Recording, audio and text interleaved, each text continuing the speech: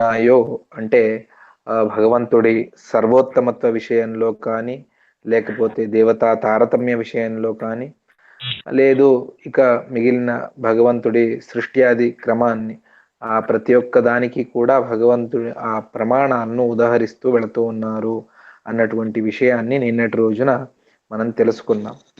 అదేవిధంగా మరికొన్ని విషయాలను అంటే ఆచార్యుల వారు చెప్పినటువంటి భేద విషయంలో అంటే జీవ బ్రహ్మలకు భేదం ఉన్నది అన్నటువంటి విషయంలో, అదేవిధంగా సామ్యం అన్నటువంటిది లేదు అనేటువంటి విషయంలో ఇంకొన్ని ప్రమాణాలను ఆచార్యుల వారు మనకు ఉదాహరణ చేస్తూ ఆ ప్రమాణాలను చెబుతారు. దాన్ని మనం తెలుసుకునేటువంటి ప్రయత్నాన్ని చేద్దాం. శ్రీ గురుభ్యో నమః. హరి ఓం. 24వ శ్లోకం.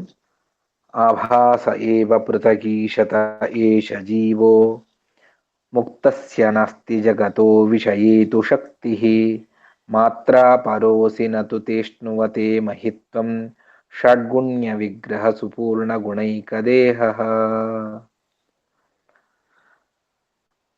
ఇక్కడ ఆభాస అన్నటువంటిది ప్రతిబింబము అన్నటువంటి అర్థంలో మనం తెలుసుకున్నాం.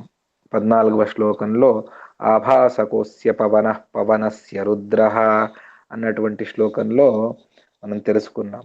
దాన్ని ఆచార్యుల వారు అంటే సాక్షాత్తుగా వేదవ్యాస దేవుల వారే బ్రహ్మసూత్రాల్లో ఆ విషయాన్ని చెబుతారు. ఏమిటా విషయం అంటే ఆభాస ఏవచ, ఓం ఆభాస ఏవచ, ఓం అన్నటువంటిది ఇది 2వ అధ్యాయం 3వ పాదం 50వ సూత్రం బ్రహ్మసూత్రములలో. ఇక్కడ జీవుడు భగవంతుడికి ఆభాస అంటే ప్రతిబింబ స్థానంలో ఉన్నవాడు అని చెప్పి, అదేవిధంగా ఆభాస ఏవచ అన్నటువంటిది సూత్రం. ఆ చకారం చశబ్దంతో భగవంతుడికి అత్యంత భిన్నుడు జీవుడు అంటే అభేదం అన్నటువంటిది లేదు అన్నటువంటి దాన్ని ఆభాస ఏవచ అన్నటువంటి బ్రహ్మసూత్రంలో ఆచార్యుల వారు అంటే సూత్రకారులు సాక్షాత్ వేదవ్యాస దేవుల వారు ఆభాస ఏవచ అని సూత్రాన్ని చెప్పారు. అక్కడ పరంపరానుగతంగా వెనకటికి మధ్వాచార్యుల వారు ఏ నిర్ణయాన్ని అయితే చేశారో భగవంతుడికి సాక్షాత్ లక్ష్మీదేవి, ఆ లక్ష్మీదేవి ద్వారా వాయుదేవుల వారు ప్రతిబింబము, ఈ విధంగానే ప్రతిబింబాన్ని చెబుతూ వస్తారు. పృథగీషత ఏష జీవ అన్నటువంటిది మరొకటి. ఇది కూడా ఒక బ్రహ్మసూత్రమే. ఓం పృథగుపదేశాత్ అన్నటువంటిది బ్రహ్మసూత్రము. ఇది 2వ అధ్యాయం 3వ పాదం 28వ సూత్రం. ఓం పృథగుపదేశాత్ అన్నటువంటిది సమగ్రమైనటువంటి జీవ బ్రహ్మలకు భేద విషయం ఏదైతే ఉన్నదో దాన్ని ఈ సూత్రంలోనే వేదవ్యాసుల వారు నిర్ణయాన్ని చేశారు. అంత సమగ్రంగా అత్యంత పరిపూర్ణంగా భేదం ఉన్నది. ఏ అంశంలోనూ ఏ కోశాన కూడా జీవబ్రహ్మలకు అభేదం అన్నటువంటిది సర్వథా లేదు అన్నటువంటి దాన్ని వివరణ చేసేటువంటి సూత్రం ఏదైతే ఉన్నదో అది పృథగ్ ఉపదేశాత్. ఇక్కడ పృథక్ ఈశత ఏష జీవ, ఈశత ఆ భగవంతుడికి, ఏష జీవ పృథక్ భిన్నమైనటువంటి వాడు. పృథక్ అంటే సంస్కృతంలో భిన్నము అని అర్థం. ఈ జీవుడు భగవంతుడికి అత్యంత భిన్నము. అంటే సంసారంలో మాత్రమే అని చెప్పి ఈ సూత్రానికి అర్థాన్ని చెప్పవచ్చా అంటే లేదు. ముక్తుడు కూడా ఆ భగవంతుడికి భిన్నుడిగానే ఉంటాడు. అంటే ఈ జీవుడు ముక్తికి వెళ్ళిన తర్వాత కూడా అక్కడ కూడా భగవంతుడికి ఈ జీవుడికి అభేదం అన్నటువంటిది రాదు. ఎందుకు అంటే దానికి కూడా ఒక యుక్తిని చెబుతారు. పూర్వావస్థలో ఏది భిన్నంగా ఉన్నదో అది తర్వాతి అవస్థలో కూడా భిన్నంగానే ఉంటుంది తప్ప అది అభేదం అన్నటువంటిది రాదు. ఎక్కడికి తీసుకువెళ్ళినా కూడా అవి భిన్నంగానే ఉంటాయి తప్ప ఆ రెండు పదార్థాలు సంసారంలో మాత్రమే భేదము, ఆ ముక్తిలో అభేదము అని ఇలా చెప్పడానికి ఏదైనా ప్రమాణం ఉన్నదా? లేదు. అందువల్ల ముక్తిలోకంలో కూడా అంటే అవస్థ విశేషాన్ని పొందిన తర్వాత కూడా సంసారం లేదు అనడానికి కుదరదు. సంసారం సంసారం అన్నటువంటిది అతడు సంసారాన్ని జయించే ఉండవచ్చు కాక ఒక జీవుడు, కానీ మిగిలిన జీవులందరూ కూడా సంసారంలోనే ఉన్నారు. అందువల్ల సంసారంలో అతడు ఏ అవస్థనైతే పొందుతాడో ఆ సంసారాన్ని దాటిన తర్వాత కూడా అతడు ఆ అవస్థలోనే ఉంటాడు, అంటే భిన్నావస్థలోనే ఉంటాడు తప్ప అతడికి అక్కడ అభేదం అన్నటువంటిది సర్వథా లేదు. దాన్ని పృథగుపదేశాత్ అన్నటువంటి బ్రహ్మసూత్రంలో వివరణ ఇచ్చారు. దాన్నే ఇక్కడ ఆచార్యుల వారు మనకు చూపిస్తున్నారు. ఈశత ఏష జీవ పృథక్. ఆ భగవంతుడికి ఈ జీవుడికి భేదమే ఉన్నది. సర్వకాల అవస్థలలో కూడా భేదమే ఉన్నది తప్ప అభేదం అన్నటువంటిది లేదు. అదేవిధంగా ముక్తస్య నాస్తి జగత విషయీతు శక్తి. ఇది ఒక విచిత్రమైనటువంటి ఒక రూల్, ఒక నియమాన్ని వ్యాసుల వారు, అంటే వేదం ఒక నియమాన్ని చేసింది. దాన్ని చెబుతారు. ముక్తస్య, ఎవరైతే ముక్తిని పొందారో వాళ్లకు జగత విషయే, ఈ లోక విషయంలో శక్తి నాస్తి, శక్తి అన్నటువంటిది లేదు. ఏమిటి అనంటే దీన్ని కాస్త వివరణ చేద్దాం. ఒక వ్యక్తి తను మోక్షానికి వెళ్ళాడు. వెళ్ళిన తర్వాత అతడు ఈ లోకంలో ఏదో జరుగుతూ ఉంటే అతడు ఇక్కడ వచ్చి ఈ విధంగా చేయండి, ఆ విధంగా చేయొద్దండి అని చెప్పడానికి వాళ్లకు సామర్థ్యం ఉండదు. బ్రహ్మదేవుల వారే మోక్షానికి వెళ్ళిన తర్వాత ఆ బ్రహ్మదేవుల వారు మళ్ళీ సంసార విషయంలో వాళ్ళు తలదూర్చరు అంటే ఇక్కడ జరిగేటువంటి విషయాలనేవి వాళ్ళు పట్టించుకోరు. అంత విచిత్రంగా ఉంటుంది. ఎందుకు అంటే దీనికి ఒక బ్రహ్మసూత్రాన్ని వేదవ్యాసుల వారు చెప్పారు. ఇది 4వ అధ్యాయంలో వచ్చేటువంటి సూత్రం. ఓం జగద్వ్యాపార వర్జ్యం ఓం అంటే ముక్తులకు, ఒక్క లక్ష్మీదేవిని వదిలిపెట్టి మిగిలిన అందరూ ముక్తులు కూడా జగత్తు అంటే ఈ సంసారంలో జరిగేటువంటి ఏ వ్యాపారం అయితే ఉన్నదో ఆ వ్యాపారంలో వాళ్లకు ఏ విధమైనటువంటి పనులను, కార్యములను చేయడానికి వాళ్లకు వీల్లేదు. వాళ్ళు సర్వథా ఇక్కడ వాళ్ళ ప్రమేయాన్ని, వాళ్ళ కార్యాన్ని వాళ్ళు ఇక్కడ చేయరాదు అన్నటువంటిది ఇది నియమం. స్వయంగా వేదమే చెబుతుంది. దాన్ని సూత్రంలో కూడా నిర్ణయించారు. ఓం జగద్వ్యాపార వర్జ్యం, దాన్నే చెబుతారు. ముక్తస్య, ముక్తికి వెళ్ళినటువంటి పురుషుడికి జగత విషయీ, ఈ లోక విషయంలో శక్తి నాస్తి, శక్తి లేదు. అంటే అతడు ఇక్కడ ఏ పని జరుగుతున్నా కూడా అతడు ఇక్కడ వచ్చి తనకు తోచింది ఏదో ఉచిత సలహా ఇద్దామనంటే కుదరదు అని అంటారు. మనకు తెలిసి ముక్తి అనంటే ఒకటి విష్ణులోకము, వైకుంఠము అని అనుకున్నాం. కానీ ఆ ముక్త లోకాలు 3 ఉన్నాయి అని చెబుతారు. అది కాకుండా అనేక ముక్త లోకాలు ఉన్నాయి అన్నటువంటిది శాస్త్రంలో చెబుతారు. అదేమిటి అనంటే ఒకటి వైకుంఠం, అది 14 లోకాలు, అంటే పైన భూమి మధ్యలో ఉన్నది. పైన ఉన్నటువంటి భువః స్వర్గ అంటే అంతరిక్ష లోకము, అదేవిధంగా స్వర్గం, దానిపైన జనలోకం, మహర్లోకం, జనలోకం, తపోలోకం, సత్యలోకం. ఆ సత్యలోకం పైన ఉన్నటువంటిది వైకుంఠము. అక్కడ వికుంఠ అన్నటువంటి పేరుతో భగవంతుడు ఉంటాడు అన్నటువంటిది ఒకటి. మరొకటి ఈ అంతరిక్షము మరియు స్వర్గానికి పైన ఉన్నటువంటిది మరొక లోకం ఉన్నది. అది శ్వేతద్వీపము అని పిలుస్తారు. మరొకటి ఆ స్వర్గానికి సమాంతరంగా భూమికి ఆనుకొని ఉన్నటువంటిది అని చెప్పేసి అది చెబుతారు. అది అనంతాసనము అని. ఈ విధంగా 3 స్వయం లక్ష్మీదేవినే ఆ లోకంగా మారి ఉంటుంది. లోకాత్మకంగా లక్ష్మీదేవినే ఉన్నది. అక్కడ భగవంతుడు ముక్తులకు అవకాశాన్ని ఇచ్చి అనేక మంది అక్కడే ఉంటారు. దేవతలు, గంధర్వులు, ఋషులు వాళ్ళందరూ ముక్తిని అక్కడే పొందుతారు. అవి కాకుండా ఇంకా అనేక ముక్త లోకాలు కూడా ఉన్నాయి అన్నటువంటిది వేరే వేరే స్థానాలను వాటికి చెప్పారు. ఆ స్థానాల్లో ఉన్నాయి. అది కాకుండా మన ఈ లోకంలో కూడా ముక్తులైనటువంటి వాళ్ళు ఎప్పుడూ కూడా సంచరిస్తూ ఉంటారు. అంటే వాళ్లకు ఈ ప్రకృతి సంబంధం లేకుండా, అంటే మన సంసార సంబంధం లేకుండా వాళ్ళు ఉంటారు, సుఖంగానే ఉంటారు. వాళ్ళకు ఇక్కడ కూడా భగవంతుడి దర్శనం కలుగుతూనే ఉంటుంది. ఈ విధంగానే శాస్త్రం చెబుతుంది. అది కొంచెం గహనమైనటువంటి విషయమే. ఇది సంసారము. ఇక్కడ వాళ్ళు ఎలా వస్తారు అంటే ఈ సంబంధం వాళ్ళకు ఉండదు. లేకపోయినా కూడా వాళ్ళు ఇక్కడ సంచారం చేస్తూ ఉంటారు. ఎవరో ఇద్దరు చర్చించుకుంటూ ఉన్నారు. ఏదో తత్వ విషయంలో చర్చ జరుగుతూ ఉన్నది. ఒకడిది సరి, మరొకడిది తప్పు. అటువంటి విషయంలో ఆ ముక్తులు వచ్చి ఇతడు చెప్పింది నిజము, ఇతడు చెప్పింది కాదు అని చెప్పడానికి వాళ్ళకి అధికారం లేదు. దాన్ని భగవంతుడు ఆ విధంగా చేసి పెట్టాడు. అందువల్ల ఓం జగద్వ్యాపారవర్జం ఓం అంటే జగత్తు యొక్క విషయంలో ఇక్కడ ఉన్నటువంటి సంసారులు ఎవరైతే ఉన్నారో వాళ్ళ విషయంలో ఆ ముక్తులకు ఎటువంటి శక్తి లేదు. అంటే వాళ్ళు తమ వ్యాపారాన్ని ఇక్కడ చూపించరాదు అన్నటువంటిది నియమం. దాన్ని చెబుతారు. ముక్తస్య జగతః విషయే జగన్నిర్మాణ విషయంలో శక్తి లేదు అన్నటువంటి దాన్ని. ఇది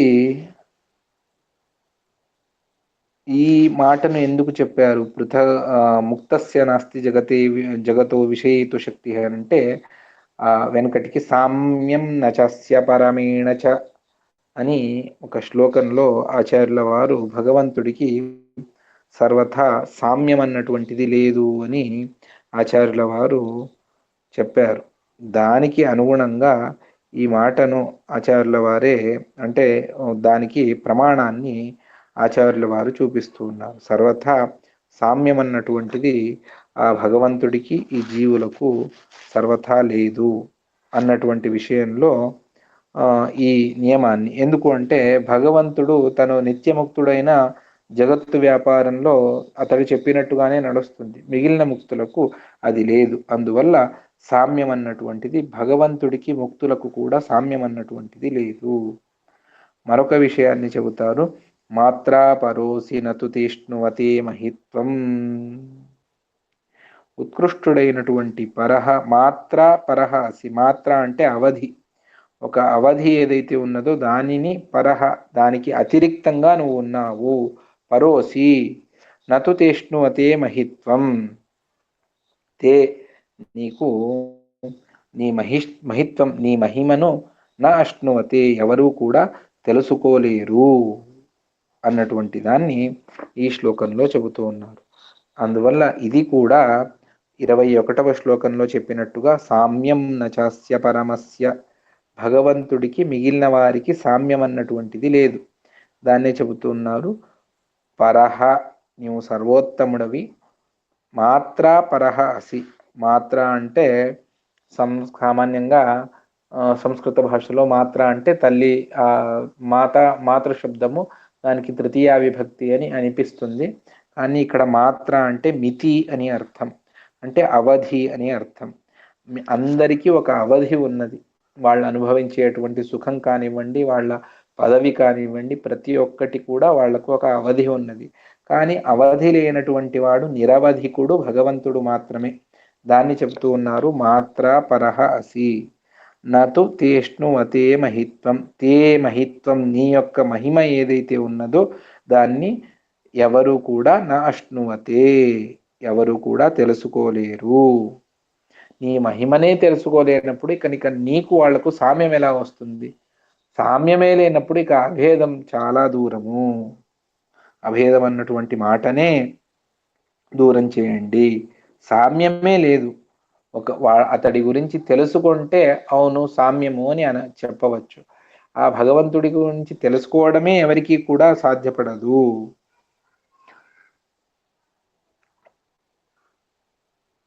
అదేవిధంగా షాడ్గుణ్య విగ్రహ సుపూర్ణ గుణైక దేహ అని 2 మాటలను చెబుతారు. ఇది మొదటిది షాడ్గుణ్య విగ్రహ అన్నటువంటిది పంచరాత్రంలో జితంతే స్తోత్రం అని మనం పూజ అంతా అయిన తర్వాత చదివేటువంటిది. బ్రహ్మదేవుల వారు నారదులకు ఉపదేశించినటువంటి విశిష్టమైనటువంటి స్తోత్రం. అక్కడ భగవంతుడి సర్వోత్తమత్వాన్ని గురించి చెబుతారు. మన అంటే జీవుల యొక్క అస్వాతంత్రాన్ని చెబుతారు. జీవులు ప్రతి క్షణంలో ఎంత ఘోరమైనటువంటి పాపాలను చేస్తారు అది చెబుతారు. ఈ విధంగా చాలా దివ్యమైనటువంటి స్తోత్రం. అందులో వస్తుంది జితంతే పుండరీకాక్ష పూర్ణ షాడ్గుణ్య విగ్రహ. షాడ్గుణ్య విగ్రహ, షడ్గుణములు అని భగవాన్ అని భగవంతుడికి చెప్పినప్పుడు 6 గుణములను సామాన్యంగా చెబుతారు. భగ అంటే ఐశ్వర్యస్య సమగ్రస్య వీర్యస్య యశసశ్రియ జ్ఞాన వైరాగ్యయోశ్చైవ షణ్ణాం భగ ఇతీరణాత్ అని 6 6 గుణములతో, 6 అంటే 6 కాదు, ప్రధానంగా ఇవి, మిగిలిన అన్నీ కూడా భగవంతుడికి ఉన్నాయి. అందువల్ల షాడ్గుణ్య విగ్రహ. అదేవిధంగా సుపూర్ణ గుణైక దేహ, పరిపూర్ణమైనటువంటి గుణములే దేహంగా కలవాడు భగవంతుడు. దీన్ని కూడా అదే పాంచరాత్రమే చెబుతుంది, సుపూర్ణ గుణైక దేహ.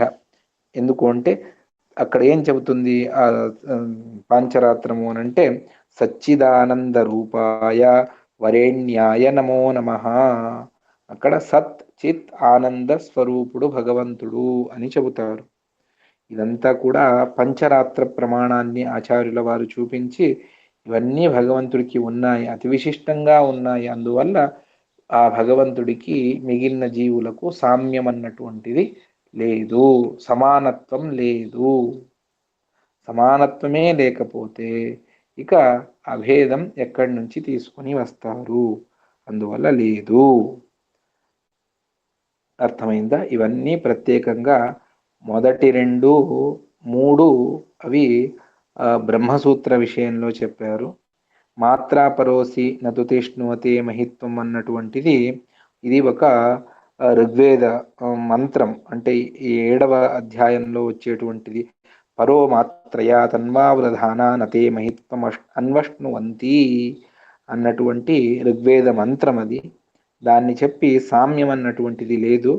అదేవిధంగా ఇక మిగిలిన షాడ్గుణ్య విగ్రహ మరియు సుపూర్ణ గుణైక దేహ, ఇవి 2 కూడా పాంచరాత్రానికి సంబంధించినటువంటి ప్రమాణాలను చూపించి ఆచార్యుల వారు తాము చెప్పినటువంటి జీవబ్రహ్మలకు సామ్యమే లేదు. అదేవిధంగా ఆ ప్రతిబింబ స్థానంలో ఉన్నటువంటి వారు ఈ విషయాలన్నింటినీ కూడా మనకు స్పష్టం చేస్తూ ఉన్నారు ప్రమాణాలను చూపించి. ఏదైనా కూడా ఒక ప్రమేయం సిద్ధించాలి అంటే దానికి ఒక ప్రమాణం ఆధారంగా ఉండాలి అని మనం చెబుతాం. కొన్నింటికి ప్రత్యక్షమే ప్రమాణం అవుతుంది, కొన్నింటికి అనుమానం ప్రమాణం అవుతుంది. భగవద్ విషయంలో, పుణ్యపాపముల విషయంలో ఆగమమే ప్రమాణం అవుతుంది, వేదములే ప్రమాణం అవుతాయి. ఈ విధంగా ప్రత్యక్ష అనుమాన ఆగమములు. ఆగమములు 2 విధములు, ఒకటి అపౌరుషేయమైనటువంటి వేదములు, మరొకటి పౌరుషేయమైనటువంటి మహాభారత, మూల రామాయణ, పంచరాత్ర మొదలైనటువంటివి. ఇది కాకుండా లౌకికమైనటువంటి వాక్యములు, అంటే పెద్దవారు మనకు చెప్పారు, దాన్ని అనుసరించి మేము వెళితే మనకు ఫలితం దక్కుతుంది, ఇది కూడా ఆప్తవాక్యము, అది కూడా ప్రమాణము అన్నటువంటి దాన్ని మనం తెలుసుకోవచ్చు. ఈ విధంగా ప్రమాణాలను చెప్పి ఆచార్యుల వారు తాము చెప్పినటువంటి దానికి ఆధారాలను చూపిస్తూ ఉన్నారు. నేను ఏ విషయాన్ని చెప్పినా కూడా దానికి ఆధారం లేదు అని అనుకోవద్దండి, నిరాధారమైనటువంటిది కాదు. ప్రతి ఒక్క దానికి విశిష్టమైనటువంటి ఏదో ఒక ప్రమాణం ఉండే ఉంటుంది, ఆధార సహితంగానే నేను చెబుతాను. అదే ఆచార్యుల వారి విశిష్టత. 25వ శ్లోకం.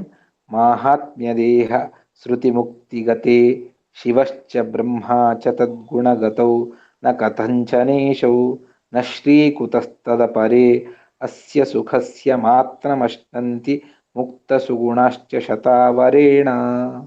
ఇక్కడ కూడా అనేక ప్రమాణాలను ఆచార్యుల వారు మనకు చూపిస్తారు. మాహాత్మ్యదేహ అన్నటువంటి మాటతో మహావిభూతే మహాత్మ్య శరీర అన్నటువంటి మహాభారత శాంతి పర్వంలో వచ్చినటువంటి వాక్యాన్ని మనకు చూపిస్తారు. అంటే భగవంతుడి దేహమే అద్భుత మహిమలతో నిండినటువంటి దేహం, చాలా విచిత్రంగా ఉన్నటువంటి దేహం. అందువల్లనే అర్జునుడు చెబుతాడు, ఆశ్చర్యవత్ పశ్యతి కశ్చిదేనం ఆశ్చర్యవత్ వదతి తథైవ చాన్యః ఆశ్చర్యవచ్చైనమన్యః శృణోతి అని ఆ విశ్వరూపాన్ని చూసినప్పుడు చెప్పేటువంటి మాట. ఇవన్నీ కూడా భగవంతుడు అద్భుతంగా ఉన్నటువంటి వాడు అనే చెబుతాయి.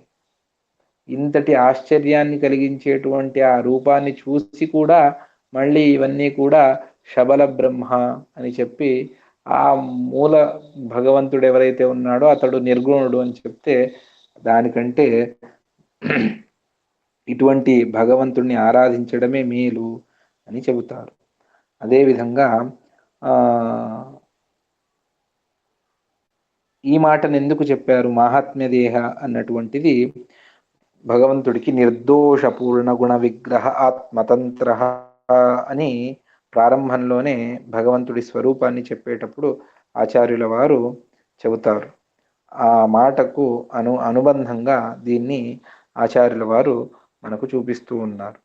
అర్థమైందా? నిర్దోష పూర్ణ గుణ విగ్రహ ఆత్మతంత్ర అన్నటువంటి శ్లోకంలో దీని గురించి ఆ నిర్దోష పూర్ణ గుణ విగ్రహ అన్నటువంటి మాటకు దీన్ని ప్రమాణంగా శాంతి పర్వంలో వచ్చినటువంటి మాటను ఆచార్యుల వారు మనకు చూపించారు. అదేవిధంగా శృతి ముక్తి గతే అన్నటువంటిది, శృతి అంటే సంసారం, ముక్తి అంటే మోక్షం, అవి రెండింటికి గతి ప్రాప్తి అంటే సంసారంలో ఉన్నా కూడా భగవంతుడినే ఆశ్రయించాలి, మోక్షానికి వెళ్ళినప్పుడు కూడా భగవంతుడే మనకు ఆశ్రయదాత. ఇది ఎక్కడ చెప్పారు అనంటే బంధకో భవపాశేన భవపాశాచ్చమోచక, ఈ సంసార బంధనము మనకు ఉన్నది భగవంతుడి ద్వారానే, ఈ సంసారం నుండి మనం బయటపడము కూడా భగవంతుడి అనుగ్రహంతోనే. భగవంతుడి గురించి తెలుసుకోకుండా మనం సంసారంలో ఉన్నాం. అదే భగవంతుడి అనుగ్రహం మనకు కలిగితే ఈ సంసారం నుండి బయటపడగలము. దీన్ని తృతీయాధ్యాయ అనువ్యాఖ్యానంలో ఇదే మహాభారత వాక్యాన్ని ఉదాహరణ చేసి ఆచార్యుల వారు అనువ్యాఖ్యానంలో చాలా అద్భుతంగా చెబుతారు. అక్కడ టీకాచార్యుల వివరణ కూడా చాలా విశిష్టంగా ఉన్నది. తరువాత శివశ్చ అంటే సంసారము మరియు ముక్తి రెండింటి ఆశ్రయం కూడా భగవంతుడే. సంసారంలో ఉన్నా కూడా మనకు భగవంతుడి అనుగ్రహం కావలసిందే, మోక్షానికి వెళ్ళినా కూడా భగవంతుడి అనుగ్రహం మనకు తప్పకుండా ఉండవలసిందే. ఇక శివశ్చ బ్రహ్మా చ తద్గుణగతౌ న కథంచ నీశౌ.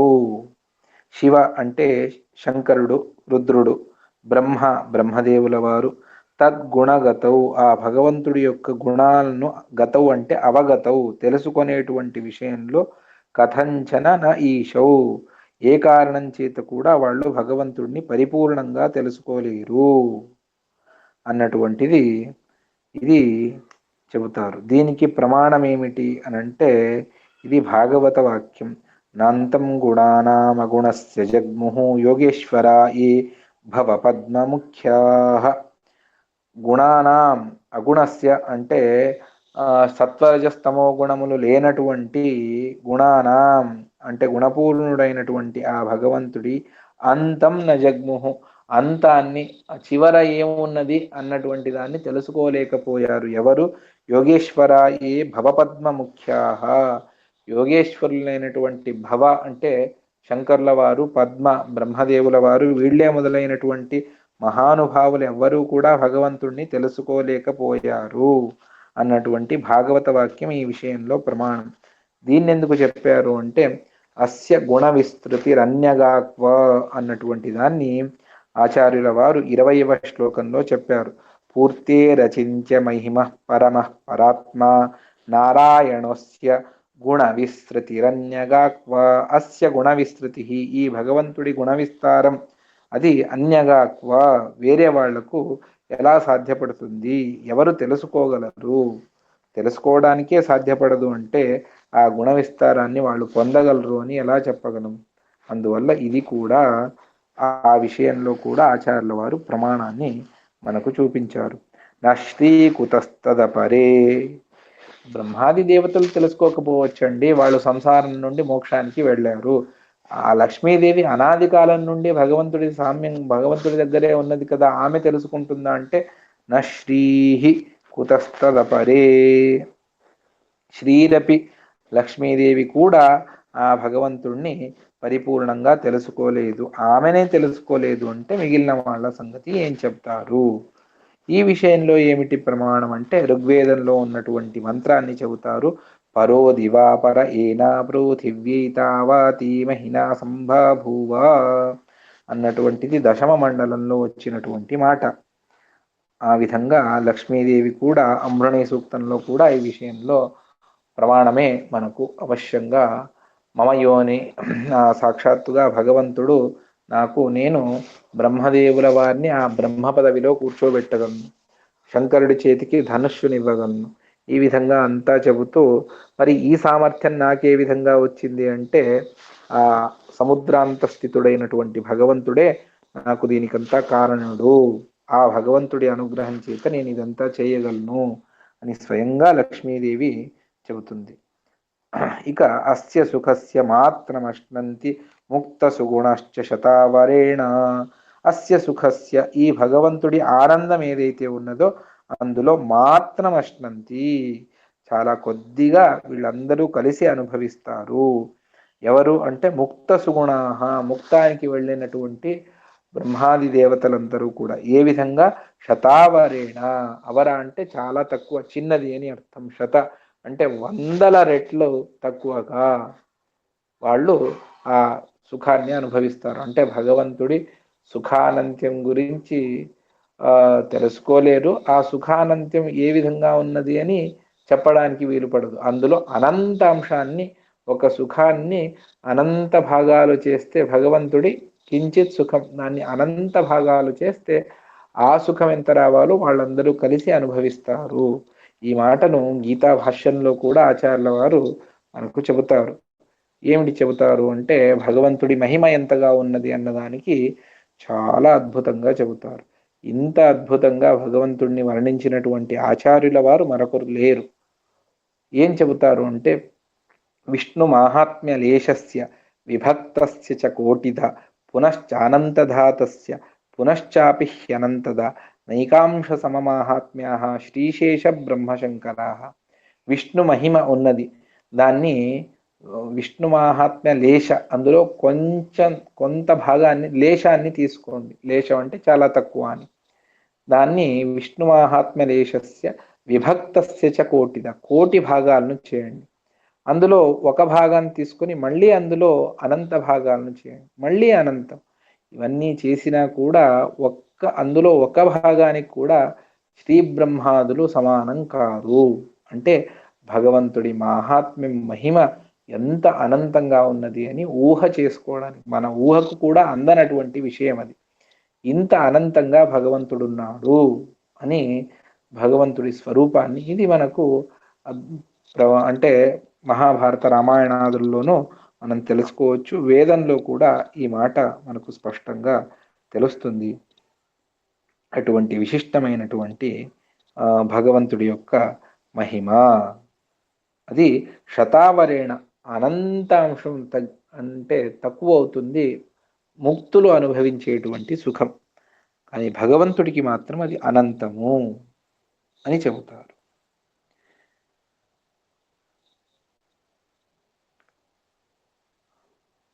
ఈ విధంగా చెప్పి అంటే బ్రహ్మాది దేవతల సుఖానుభవం ఎంత ఉన్నది అన్నదాన్ని చూపించి మనకు సామ్యం అన్నటువంటిది బ్రహ్మాది దేవతలకు భగవంతుడికి లేదు అని ఆచార్యుల వారు చూపిస్తూ ఉన్నారు.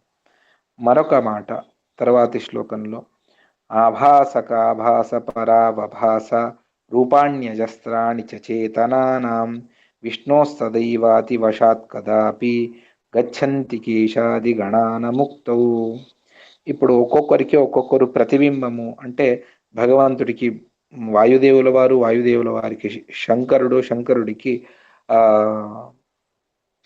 ఇంద్రుడు. ఈ విధంగా ఆభాసక, ఆభాస, పర అంటే అన్య అని అర్థం.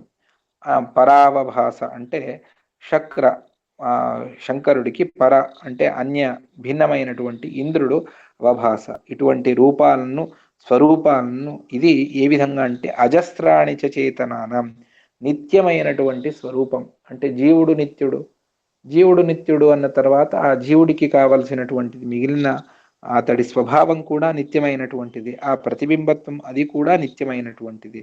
ఈ విధంగా చేతనులకు అన్నీ కూడా నిత్యమైనటువంటివి ఉన్నాయి. ఈ ప్రతిబింబత్వం కూడా నిత్యమే. అది అంతేకాకుండా విష్ణోహో సదైవ అతివశాత్, ఎల్లప్పుడూ భగవంతుడి అత్యంత అధీనంలోనే ఉన్నటువంటి వాళ్ళు. కదాపి కేశాదిగణాః, కమ్ అంటే బ్రహ్మదేవుల వారు, ఈశ అంటే శంకరుడు, వీళ్ళ సమూహమంతాను ముక్తిలో కూడా కదాపి న గచ్చంతి, ఆ భగవంతుడిని వదిలి వెళ్ళలేరు. ముక్తిలో కూడా భగవద్వశులుగానే భగవంతుడి అధీనంలోనే వాళ్ళు ఉంటారు. దీన్ని కూడా బృహదారణ్యక ఉపనిషత్తు మనకు చెబుతుంది. కేన స్యాత్ ఏన స్యాత్ అని చెప్పేసి అక్కడ దీని గురించి విశేషంగా మనకు చెబుతారు. అటువంటి ఇదంతా కూడా భగవంతుడికి అభేదం, ముక్తిలో భగవంతుడికి జీవులకు అభేదం లేదు అన్నటువంటి విషయాల్లో ఈ రెండు మాటలను మనకు చెబుతూ ఉన్నారు. ఇక దాని తర్వాతది 27వ శ్లోకంలో యస్మిన్ పరేణ్యేప్యజీవకోశాః నాహం పరాయుర్న మరీచి ముఖ్యాః జానంతి యద్గుణగణాన్నరమాదయోపి నిత్యస్వతంత్రౌ తకోస్తి తదన్య ఈశః. యస్మిన్ పరే, ఏ భగవంతుడిలో, అన్యే మిగిలిన, అజజీవకోశాః, అజ అంటే బ్రహ్మదేవుల వారు, వాళ్ళే ప్రధానంగా ఉన్నటువంటి జీవకోశ అంటే బ్రహ్మాండం ఉన్నదో అని. ఈ మాటను ఎవరికి చెబుతూ ఉన్నారు అంటే దూర్వాసుల వారికి శంకర్ల వారు అంటే అవతార రూపానికి మూల రూపం చెబుతూ ఉన్నది. ప్రసంగం ఏమిటి అంటే అంబరీషరాజు దగ్గర ఏకాదశి ఉపవాసాన్ని చేసి పాలన చేసుకోవడం కొరకు చేయాలి. బ్రాహ్మణులందరూ 1 సంవత్సరం పాటు పరిపూర్ణంగా ఏకాదశి వ్రతాన్ని ఆచరించిన తరువాత బ్రాహ్మణుల భోజనం అయింది. ఇక తను భోజనం చేయాలి. ఆ సమయంలో దుర్వాసుల వారు వచ్చి నేను వస్తాను భోజనం. తప్పకుండా రండి మహానుభావులు. అప్పటికి శిష్యులతో స్నానానికి వెళతారు. ఏకాదశి అంటే ద్వాదశి పారణ సమయం మీరిపోతూ ఉన్నది. అప్పుడు ఇక అందరూ చెప్పినట్టుగా తీర్థప్రాశన, అశిత అనాశిత ఆపహ అని చెప్పేసి తీర్థప్రాశనాన్ని చేయండి అని చెబితే చేస్తారు. కోపంతో వచ్చి యుద్ధానికే వచ్చేస్తారు దుర్వాసుల వారు. అప్పుడు సుదర్శన చక్రం వచ్చి అంబరీషరాజుని సంరక్షించి దుర్వాసుల వారి వెంబడి వెళుతుంది. దీని అర్థం అంబరీషరాజు కంటే దుర్వాసుల వారు తక్కువ వారు అని కాదు, కానీ ఆ అంబరీషరాజు అతని భక్తుల యొక్క మహత్వాన్ని తెలపడానికి. దుర్వాసుల వారు శంకరుడి దగ్గరికి వెళ్ళినప్పుడు నన్ను రక్షించమని అప్పుడు చెప్పినటువంటి మాట. వయం నతాత ప్రభవామభూమ్నః భవంతి కాలేన భవంతి హీదృశాః యస్మిన్ పరేణ్యేప్యజీవకోశాః సహస్రశో యత్ర వయం న భ్రమామా అన్నటువంటిది. ఇది నవమ స్కంద 6ాధ్యాయంలో వచ్చేటువంటి భాగవత శ్లోకం. ఇక్కడ 3వ పాదం. దాన్ని ఆచార్యుల వారు యస్మిన్ పరేణ్యేప్యజీవకోశాః ఏం చెబుతున్నారు రుద్రదేవుల వారు అంటే, మాకు ఆ భగవంతుడి ఎదురుగా వెళ్ళేటువంటి సామర్థ్యం లేదు. ఇప్పుడు కాదు, ఏ కాలంలోనూ మాకు లేదు. అదేవిధంగా పరే, ఆ భగవంతుడి యందు, యస్మిన్ పరే అన్యే మిగిలిన జీవకోశాః అనంతమైనటువంటి బ్రహ్మాండాలకు అతడు భగవంతుడు నియామకుడు. కొంతమంది చెప్పేటువంటి వాదన ఏమిటి అంటే భగవంతుడు ఒకేసారి అనంత బ్రహ్మాండాలను నిర్మాణం చేస్తాడు అని. ఆ భగవంతుడేమి ఒకేసారి అనంత బ్రహ్మాండాలను నిర్మాణం చేయడు, ఒకసారికి ఒకదాన్నే చేస్తాడు. ఈ విధంగా అనంత వెనకడికి చేశాడు, రాబో కాలంలోనూ కూడా ఈ విధంగా బ్రహ్మాండాలను సృష్టి చేస్తూ వెళతాడు. అందువల్ల అతడికి అనంతకోటి బ్రహ్మాండ నాయకుడు అని పిలుస్తారు తప్ప ఒకే సమయంలోనే అనంతకోటి బ్రహ్మాండాలను నిర్మిస్తాడు అని కాదు. ఆ విధంగా అజజీవకోశాః అంటే బ్రహ్మదేవుల వారే మొదలైనటువంటి అజజీవకోశ అంటే బ్రహ్మాండము అని అర్థం. ఆ విధంగా దానికి నియామకుడు భగవంతుడు అని చెప్పి, నాహం పరాయు న మరీచి ముఖ్య, భగవంతుడిని ఎవరు తెలుసుకుంటారు అంటే నాహం, నేను పూర్తిగా తెలుసుకోలేను అని శంకరుడు చెప్తూ ఉన్నాడు, రుద్రదేవుల వారు చెప్తూ ఉన్నారు. పరాయు అంటే పర ఆయుష్షు కల బ్రహ్మదేవుల వారు తెలుసుకోలేరు. నా మరీచి ముఖ్యా, మరీచాది ఋషులు కూడా తెలుసుకోలేరు.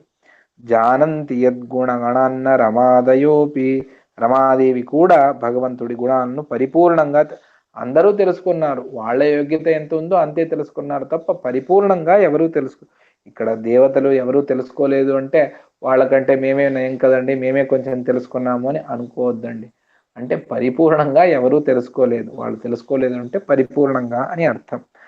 ఆ బ్రహ్మాది దేవతలు రమాదేవి కూడా యద్గుణగణాన్న జానంతి, రమాది దేవతలు కూడా భగవంతుడి గుణాలను తెలుసుకోలేరు. అటువంటి నిత్య భగవంతుడు అనాద్యనంత కాలంలో ఉన్నాడు, స్వతంత్రుడిగా ఉన్నాడు. తదన్య ఈశ కో అస్తి, ఆ భగవంతుడిని వదిలిపెట్టి వేరే ఎవరు మనకు స్వామిగా ఉన్నారు, నియామకుడిగా ఉన్నారు? ఎవ్వరూ లేరు. ఆ భగవంతుడే నియామకుడు, ఆ భగవంతుడే మనకు సర్వస్వము అన్నటువంటి మాటను ఇక్కడ చెప్తూ ఉన్నారు. అదేవిధంగా తర్వాతి శ్లోకం, ఇవన్నీ కూడా కొంచెం కఠినమైనటువంటి శ్లోకాలే. ఒక్కొక్క దానికి ఒక్కొక్క ప్రమాణాన్ని చూపించి దాన్ని మనకు చెబుతూ వెళతారు. ఇది నాహం పరాయుర్న మరీచి ముఖ్య అన్నటువంటిది కూడా నాహం పరాయుర్ఋషయో న మరీచి ముఖ్య జానంతి యద్విరచితం ఖలు సత్వసంగా అన్నటువంటి భాగవతంలో అష్టమాధ్యాయంలో వచ్చేటువంటిది శ్లోకం అది. ఇదంతా ఎందుకు చెప్తూ ఉన్నారు అంటే ఏతైస్సురాదిభి అని చెప్పేసి ఆచార్యుల వారు 20వ శ్లోకంలో చెప్పారు. దేవతలందరూ కూడా ప్రతిభా సంపన్నులైనా కూడా భగవంతుణ్ణి ఎంత ఆలోచించినా కూడా పరిపూర్ణంగా తెలుసుకోలేరు అన్నటువంటి 20వ శ్లోకంలో ప్రమేయాన్ని చెప్పారు. దాని విషయంలో ప్రమాణాలను భాగవతంలో వచ్చినటువంటి అష్టమ స్కంద, అదేవిధంగా నవమ స్కందంలో వచ్చినటువంటి ప్రమేయాలను ఆచార్యుల వారు మనకు చూపించి ఈ విషయంలో ఇవే ప్రమాణములు ఉన్నవి అని చెబుతూ ఉన్నారు. ఇక తర్వాతి శ్లోకం, నైవైక ఏవ పురుష పురుషోత్తమోసా ఏకః కుతస్స పురుషో యత ఏవ జాత్య అర్థాత్ శ్రుతిశ్చ గుణతో నిజరూపతశ్చ నిత్యాన్య ఏవ కథమస్మి స ఇత్యపి స్యాత్. ఇది నైవైక ఏవ పురుష అన్నటువంటిది ఇది జనమేజయుడు, ఇది 2వ అధ్యాయంలో ఈ శ్లోకాల వివరణప్పుడు నేను చెప్పాను. నైతదిచ్ఛంతి పురుషం ఏకం కురుకులోద్వహ, ఆ జనమేజయుడు ప్రశ్నిస్తాడు, ఇవి అన్నీ ఒకటేనా, అందరూ జీవులకు అభేదమున్నదా, భేదమున్నదా?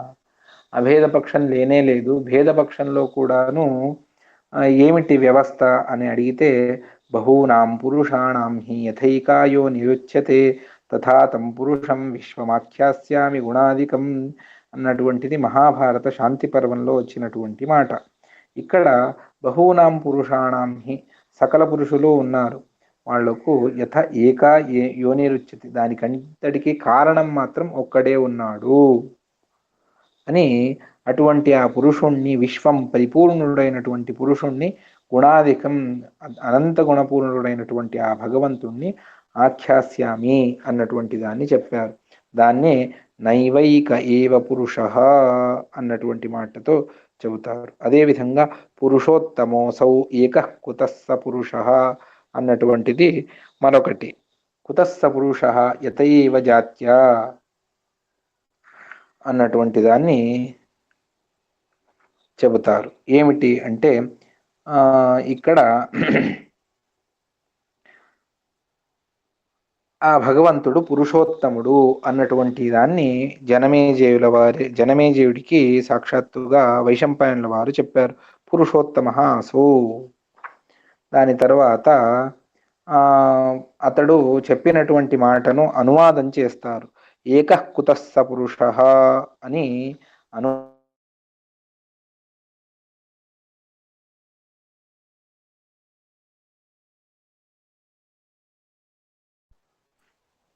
ఐక్యం ఎందుకు లేదు అన్నటువంటి విషయాన్ని మనకు తెలుపుతూ ఉన్నారు. ఏకత్వేపి అంటే ఆ భగవంతుడు మనల్ని సృష్టిస్తాడు అన్నటువంటి విషయాన్ని మనకు చెబుతారు. ఏ విధంగా బహూనాం పురుషాణం హి యథైకాయో నిరుచ్యతే అని, ఆ సకల పురుషులకు జనకుడైనటువంటి వాడు భగవంతుడే. యోని అంటే కారణం, కారణం అంటే జనకుడు అని. జన్యజనక భావం ఉన్నది, అందువల్ల అందరూ ఒక్కటి కాదు. జన్యజనక భావం ఉన్నా కూడా ఐక్యం ఎందుకు రాకూడదు అని అంటే దానికి ఎప్పటికీ కూడా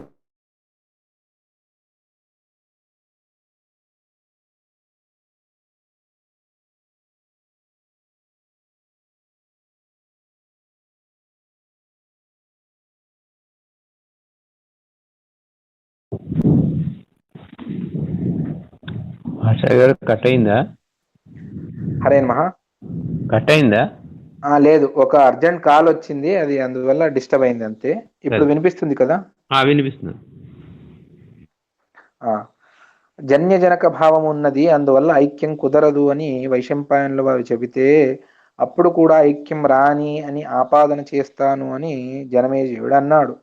దానికి చెబుతూ ఉన్నారు, ఏకః కుతః సపురుష యత ఏవ జాత్యా అని వివరణ చెబుతూ ఉన్నారు. ఏమిటా వివరణ అంటే సర్వథా ఐక్యం అన్నటువంటిది లేదు, దానికి అనేక కారణములున్నవి. ఏమిటా కారణములు అంటే దాన్ని చెబుతారు, జాత్య ఇద్దరికీ కూడా భేదమున్నది. అతడు ఈశ్వరుడు, ఇతడు జీవుడు. ఈశ్వరుడు అంటే అందరినీ తన వశంలో పెట్టుకున్నటువంటి వారు ఎవరైతే ఉన్నారో అతడికే ఈశ్వర అని పిలుస్తారు. ఐశ్వర్యం అంటే సకలాన్ని తన అధీనంలో పెట్టుకున్నటువంటి వారెవరో అతడే ఈశ్వరుడు. ఆ భగవంతుడు ఈశ్వరుడు, ఈశ్వరత్వం అనేటువంటి జాతి. అదే ఈ జీవులకు ఆ సామర్థ్యం లేదు, వీళ్ళు అధీనంగానే ఉండాలి తప్ప ఈశ్వరులుగా మారలేరు. ఇది జాతితో భేదం ఉన్నది. అదేవిధంగా అర్థాత్ ప్రయోజనంతో భేదం ఉన్నది. అర్థం అంటే ప్రయోజనము అని. అర్థో విధేయరైవస్తు ప్రయోజన నివృత్తిషు అని కోశం చెబుతుంది. ఆ కోశానుసారంగా అర్థము అంటే ప్రయోజనము అన్నటువంటి అర్థశబ్దానికి అర్థ అంటే పదానికి ఒక అర్థము అన్నటువంటిది ఒకటి. అదేవిధంగా అర్థము అంటే డబ్బు అన్నటువంటి అర్థం కూడా ఉన్నది. అదేవిధంగా అర్థము అంటే ప్రయోజనము అన్న అర్థం కూడా ఉన్నది. ఇక్కడ అర్థాత్ అనంటే ఇక్కడేమిటి అనంటే ఇక్కడ ప్రయోజనం ఉన్నది. ఈ భగవంతుడికి ఏ ప్రయోజనం లేదు, కానీ జీవుడికి ప్రయోజనం కావాలి, సుఖం కావాలి, ఈ సంసారం నుండి ముక్తి కావాలి, ఈ సంసారంలో తాపత్రయాలు ఏవి కూడా వద్దు అన్నందువల్ల ఆ అర్థాత్ భేదం ఉన్నది. శృతేశ్చ వేదం కూడా చెబుతూ ఉన్నది ఏమని, ద్వాసుపర్ణ సయుజా సఖాయౌ అని స్వయంగా ఆథర్వణ ఉపనిషత్తు చెబుతూ ఉన్నది. తయోరన్యస్వాద్వత్తి అనశ్నన్యో అభిజాకశీతి అని ఆ భగవంతుడు మరియు జీవుడు ఇద్దరూ భిన్న భిన్నము అని చెబుతూ ఉన్నారు. అదేవిధంగా గుణత ఆ భగవంతుడు అనంత గుణపూర్ణుడు, ఈ జీవుడు అల్పగుణము కలవాడు. నిజ రూపతశ్చ అతడు స్వతంత్రుడు, వీళ్ళందరూ కూడా పరతంత్రులు. ఆ భగవంతుడు అనాద్యనంత కాలంలో ఏకరూపంగా నిత్యంగా ఉన్నాడు. ఈ జీవుడు అలా కాదు, ఒకసారి మానవ శరీరం వస్తుంది, ఒకసారి ప్రాణి శరీరం వస్తుంది, ఒకసారి జలచరంగా మారతాడు. ఈ విధంగా నానాయోనిలో సంచరిస్తూ ఉన్నాడు. కానీ భగవంతుడు ఆ విధంగా కాదు, ఎల్లప్పుడూ ఈశ్వరుడిగానే ఉన్నాడు. ఈ విధంగా అనేక విధమైనటువంటి భేదములు ఉన్నవి. అందువల్ల కథం ఏ విధంగా సహా అస్మి ఇది స్యాత్, అతనే అంటే అతడిగా నేను మారుతాను అంటే అతడిలో ఐక్యాన్ని పొందుతాను అని ఎలా చెప్పగలవు జనమేజయ? ఇన్ని భేదానికి కారణములు ఉన్నాయి. జాత్యా భేదం ఉన్నది, ప్రయోజనం వల్ల భేదం ఉన్నది, శృతి వేదమును చెప్పినందువల్ల భేదం ఉన్నది, గుణత భేదం ఉన్నది, నిజరూపంతో భేదం ఉన్నది, నిత్యత్వ అనిత్యత్వ అనేటువంటి భేదం ఉన్నది. ఇన్ని విధాలుగా భేదములు ఉన్నప్పుడు, ఇవి కొన్నే చెప్పారు, ఇంకా ఉన్నాయి. ఈ అనేక విధములుగా భేదం ఉన్నప్పుడు అభేదాన్ని ఎలా చెప్పగలవు? చెప్పడానికి సాధ్యపడదు అన్నటువంటి దాన్ని ఇక్కడ మనకు చెబుతూ ఉన్నారు ఆచార్యుల వారు. ఆ విషయంలో అనేక ప్రమాణాలను మహాభారత శాంతి పర్వంలో, అదేవిధంగా ఆథర్వణ ఉపనిషత్తు యుక్తి, అనేక విధములైనటువంటి యుక్తి, దాన్నంతా కూడా ఆచార్యుల వారు చెప్పి మనకు స్పష్టం చేస్తూ ఉన్నారు. ఇక్కడితో ఈ పాఠాన్ని, ప్రవచనాన్ని సమాప్తి చేస్తాను. ఎవరికైనా ఏమైనా ప్రశ్నలుంటే అవశ్యంగా అడగవచ్చు. ఈ చెప్పినటువంటి పాఠంలో సందేహ నివృత్తి చేసుకోవచ్చు. లేదు అంటే సమాప్తి చేస్తాను. హరే నమః. వినపడుతోంది కదా? సార్ వినబడుతుంది. సార్ ఇక్కడ ఏదో ద్వాసుపర్ణ అని అన్నారు కదా ఈ శృతి వాక్యం. అది ద్వాసుపర్ణ సయుజా సఖాయో అన్నటువంటిది ఆథర్వణ ఉపనిషత్తులో వచ్చేటువంటి శృతి. ద్వాసుపర్ణ ద్వౌ అని అక్కడే భేదాన్నే స్పష్టంగా చెబుతూ ఉన్నారు. రెండు పక్షులు ఉన్నాయి, అందులో ఒకటి కర్మ ఫలాన్ని భోగిస్తూ భోగిస్తూ భోగాన్ని చేస్తూ ఉన్నా కూడా అది పరిపూర్ణంగా బక్కచిక్కిపోతుంది.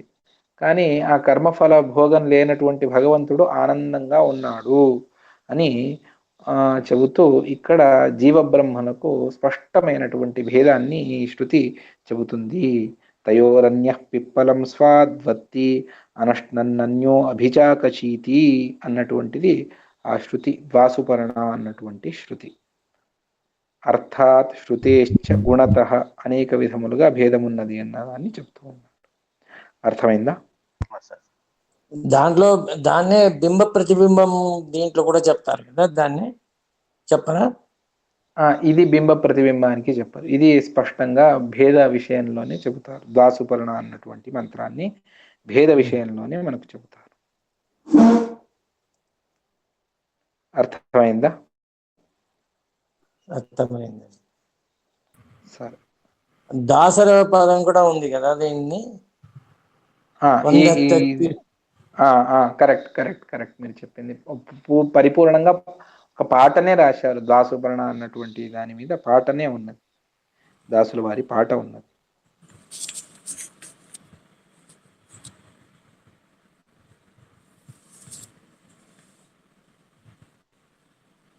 సరే, సమాప్తి చేయొచ్చు కదా?